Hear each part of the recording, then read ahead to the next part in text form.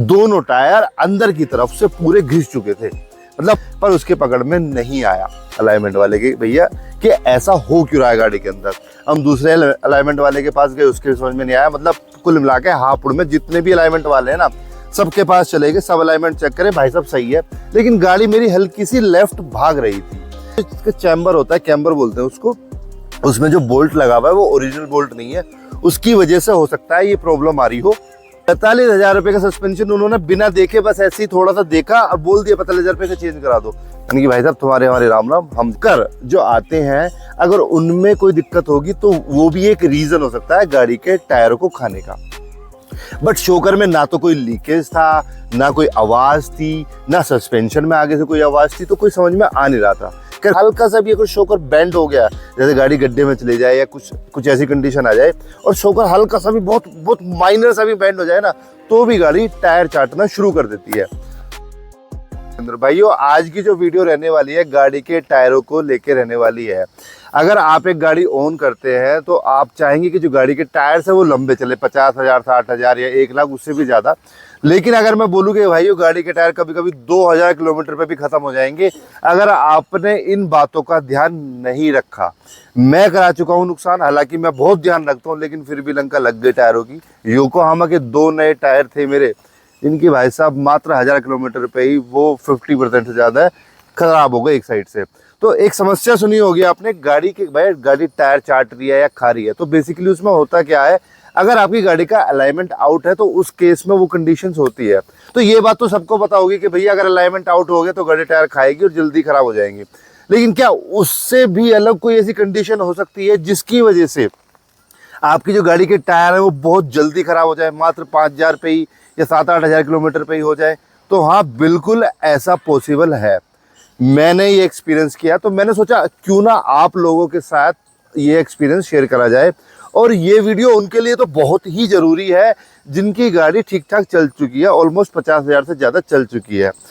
तो बिना देरी करे शुरू करते हैं। तो कहानी ये है कि भैया मेरी गाड़ी का अलाइनमेंट आउट हुआ था। अलाइनमेंट आउट हुआ था कि मतलब ये था कि गाड़ी लेफ्ट साइड की तरफ भग रही थी। तो मैंने तुरंत गाड़ी का अलाइनमेंट कराया, और हर बार जब भी मैं अलाइनमेंट कराता हूँ गाड़ी का तो आगे के टायर पीछे और पीछे के टायर आगे करा देता हूँ। ये मेरा सिद्धांत है, मतलब ये करते भी हैं अलाइनमेंट वाले। तो मेरे पे योकोहामा के टायर थे जो पीछे डले हुए थे, 80 to 90% उनकी क्वालिटी बची हुई थी, मतलब बहुत कम घिसे थे।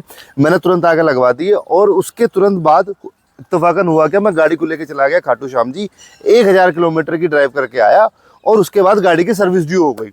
अब सर्विस ड्यू हो गई तो जैसे ही मैंने गाड़ी सर्विस के लिए खुलवाई और जो दोनों टायर खुले, तो आप यकीन नहीं करोगे, दोनों टायर अंदर की तरफ से पूरे घिस चुके थे। मतलब बाहर से, जैसा आप इधर पास आइए, ये वाला हिस्सा अभी ये तो सही हो गया कंडीशन, तो ये तो ठीक है। ये वाला बाहर से दिखने में बिल्कुल सही था, लेकिन ये वाला पार्ट घिस चुका था। और वो तो लकीली मैंने सर्विस उसकी ड्यू हो गई थी तो मैंने चेक करा लिया। तो भैया जब ये सब चीज़ें हुई तो मैंने किया यार ये तो 1,000 किलोमीटर पे ऐसे कैसे घिस गए अचानक से। खैर हम वापस से अलाइनमेंट वाले के पास घूम के गए। अलाइनमेंट वाले ने, भाई साहब इसका तो अलाइनमेंट ठीक है, ये है वो है, पर उसके पकड़ में नहीं आया अलाइनमेंट वाले के भैया कि ऐसा हो क्यों रहा है गाड़ी के अंदर। हम दूसरे अलाइनमेंट वाले के पास गए, उसके समझ में नहीं आया। मतलब कुल मिला के हापुड़ में जितने भी अलाइनमेंट वाले हैं ना, सबके पास चले गए, सब अलाइनमेंट चेक करें, भाई साहब सही है, लेकिन गाड़ी मेरी हल्की सी लेफ्ट भाग रही थी। अच्छा मैं बता देता हूँ गाड़ी को सबसे पहले कि अलाइनमेंट चेक कैसे करते हैं। आप सीधी अगर रोड है उस पर स्टीयरिंग को छोड़ दो, अगर वो लेफ्ट की तरफ जा रही है या फिर राइट की तरफ जा रही है अपने आप ही, तो यानी कि अलाइनमेंट आउट है। अब मेरी बहुत हल्की सी लेफ्ट की तरफ जा रही थी, तो खैर हमने चेक कराया, अलाइनमेंट किसी के कंट्रोल में नहीं आया। फिर मैं गाजियाबाद गया। गाजियाबाद में एक अलाइनमेंट वाले की बात एक पकड़ में आई कि भैया ये जो चैम्बर होता है, कैम्बर बोलते हैं उसको, उसमें जो बोल्ट लगा हुआ है वो ओरिजिनल बोल्ट नहीं है, उसकी वजह से हो सकता है ये प्रॉब्लम आ रही हो। तो वो उसने बोल्ट चेंज कर दिया, लेकिन मेरी फिर भी गाड़ी मामूली सी लेफ्ट की तरफ भाग रही थी।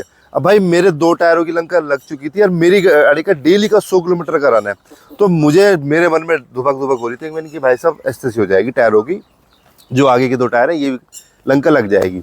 खैर जब किसी के पकड़ में नहीं आया तो हम चले गए मुँह उठा के शोरूम पे कि भैया गाड़ी टायर खा क्यों रही है, क्यों चाट रही है। मात्र 1,500 किलोमीटर चली थी और मतलब ठीक ठाक घिस रही थी, रेगुलर घिस रही थी। मेरे को, मैं डेली चेक करता था, डेली मेरे को दिख रहे थे। आप यकीन नहीं करोगे, शोरूम वालों ने कह दिया कि जी सस्पेंशन वैसे तो देखने में ठीक लग रहा है, लेकिन अगर आपको लग रहा है कि ऐसा कुछ हो सकता है तो सस्पेंशन चेंज करा दो। मैंने की गाड़ी का सस्पेंशन हुआ, मैं कितने का है? 45,000 रुपये का। मैं कितने का?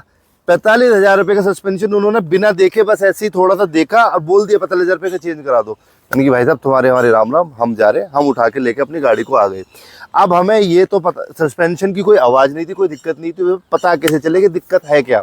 कह रहा हूँ अपने मिस्त्री के पास गए, मैंने कि भाई ऐसे ऐसे बात है, गाड़ी टायर खा रही है, क्या क्या रीज़न हो सकते। तो उसने बोला कि शोकर जो आते हैं अगर उनमें कोई दिक्कत होगी तो वो भी एक रीज़न हो सकता है गाड़ी के टायर को खाने का। बट शोकर में ना तो कोई लीकेज था, ना कोई आवाज़ थी, ना सस्पेंशन में आगे से कोई आवाज़ थी, तो कोई समझ में आ नहीं रहा था। खैर कुल मिला के हमने गाड़ी का शोकर भी खुलवा दिए। तो जब शोकर खुले तो ये समझ में आया कि गाड़ी के जो शोकर थे वो वीक पड़ चुके थे आगे से एक साइड का, और उसका जो गैस वाले शोकर आते हैं इसके अंदर, तो वो जैसे प्रेशर ऐसे दबा रहा था तो बहुत स्लोली आ रहे थे। तो उसने कहा भाई साहब ये भी एक रीज़न हो सकता है टायर खाने का। और कई बार क्या होता है कि हल्का सा भी अगर शोकर बेंड हो गया, जैसे गाड़ी गड्ढे में चले जाए या कुछ ऐसी कंडीशन आ जाए और शोकर हल्का सा भी बहुत माइनर सा भी बेंड हो जाए ना, तो भी गाड़ी टायर चाटना शुरू कर देती है। तो अब वो देखने में आपको नज़र नहीं आएगा। उसने बोला भाई साहब ये भी एक रीज़न हो सकता है, शोकर चेंज करा लो। मैं ठीक है भाई शोकर बदल। और जब उसने शोकर बदले, शोकर के साथ साथ उसने क्या देखा, जो चिमटा होता है वो कोई बेंड नहीं था, बिल्कुल सही था। अच्छा अगर चिमटा बेंड हो गया तो भी आपकी गाड़ी वो खाएगी, टायर चाटने शुरू कर देगी। लेकिन उसके अंदर जो रबड़ लगी हुई थी दोनों तरफ, वो ब्रेक हो चुकी थी, जिसकी वजह से ये गाड़ी टायर खा रही थी। खैर हमने वो अपना दिखवाया, तो जब खुल के सामने आई सारी चीज़ें, तो रीज़न जो था इसका गाड़ी के टायर खाने का था। जो चिमटे के अंदर रबड़ लगी थी वो ब्रेक होने की वजह से गाड़ी आपके वो खा रही थी, टायर चाट रही थी। खैर उसके बाद फिर हम तुरंत गए अलाइनमेंट वाले के पास, भैया अब इनकी यार ये ऐसे निकल के आया है और अब बता क्या सीन है। तो खैर उसने फिर अलाइनमेंट करा, उसके बाद से गाड़ी हमारी सही चल रही है। तो कहने का मतलब ये है कि अगर आपकी गाड़ी का सस्पेंशन गड़बड़ हो चुका है तो भी गाड़ी जो टायर चाटना शुरू कर देगी। और मैं एक चीज़ हमेशा कहता हूँ कि हम लोग क्या करते हैं कई बार कि टायर, गाड़ी का जो टायर होता है उसको बढ़वा देते हैं, साइज़ बढ़वा देते हैं। तो भाई अगर आप वो बढ़वाओगे तो ये सारी समस्याएं होती हैं। क्योंकि मैंने क्या किया था, गाड़ी का जो टायर साइज आता है अभी जो डला हुआ है इसमें 165 70 814, और इससे पहले जो टायर साइज डला हुआ आता था कंपनी की तरफ से जो आया था 165 65 814, मैंने 5 ये बढ़वा दिया था, जिसकी वजह से उसकी मुझे ऐसा लगता है, I am not sure, but शायद उसी की वजह से जल्दी इसके सस्पेंशनों में काम आना शुरू हो गया। तो भाइयों एक तो सजेशन ये है कि कभी भी जो कंपनी फिटेड, जो कंपनी साइज दे रही है ना लगा के टायर में, उसमें घटत बढ़त ना करे। घटत बढ़त करी तो मेरे 10-12 हज़ार रुपये लग गए सस्पेंशन में, आगे का सस्पेंशन पूरा हुआ। हालांकि अब गाड़ी ठीक है तो उसमें घटत बढ़त ना करे। दूसरा, अगर आपकी गाड़ी के अलाइनमेंट सही होने के बाद या फिर अलाइनमेंट कंट्रोल में नहीं आ रहा है तो सिर्फ अलाइनमेंट ही नहीं रीज़न हो सकता है, ये शोकर वगैरह भी, चिमटे वगैरह भी, ये सारे रीज़न भी हो सकते हैं गाड़ी को टायर चाटने के। तो खैर मैंने तो 2 टायरों का नुकसान कर लिया, अब गाड़ी बिल्कुल सही चल रही है, बिल्कुल स्ट्रेट चल रही है। तो आप भी अगर ऐसी समस्या से जूझ रहे हो तो सस्पेंशन भी पूरा चेक करा लेना एक बार। कई बार ऐसा होता है सस्पेंशन की वजह से भी ये सारी चीज़ें होती हैं। तो वीडियो कैसी लगी please do let us know in comment section. बाकी आप अगर किसी भी टॉपिक पे वीडियो मुझसे बनवाना चाहते हैं तो please do let us know. अगर आप अपनी गाड़ी का एक्सपीरियंस हम लोगों के साथ शेयर करना चाहते हैं तो please do let us know. Thank you so much guys for watching this video. जय श्री राम।